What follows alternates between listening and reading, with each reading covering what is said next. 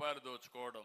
నేను ఇచ్చిన కార్యక్రమం 10 రూపాయలు ఇచ్చి ఇంకా అవసరమైతే 15 రూపాయలు ఇచ్చి 100 రూపాయలు సంపాదించే మార్గం మీకు చూపిస్తా. 100 రూపాయలు సంపాదిస్తే అక్కడి నుంచి 1000 రూపాయలు సంపాదించడం పెద్ద కష్టం కాదు. తెలివి కొంతమంది సొత్తే కాదు, ఆ విషయం మీరు గుర్తుపెట్టుకోవాలి. మొట్టమొదటిసారిగా అనిపిస్తుంది 10 రూపాయలు సంపాదిస్తే 10 రూపాయలు 100 రూపాయలు సంపాదిస్తుంది. ఒకప్పుడు శారీరకంగా కష్టపడేవాళ్ళం, ఇప్పుడు శారీరకంగా అవసరంలా అందరికీ సెల్ ఫోన్లు వచ్చేసాయి. మిమ్మల్ని చూస్తున్న అప్పటి నుంచి నాతో నా మాటలు వింటూనే ఉన్నారు.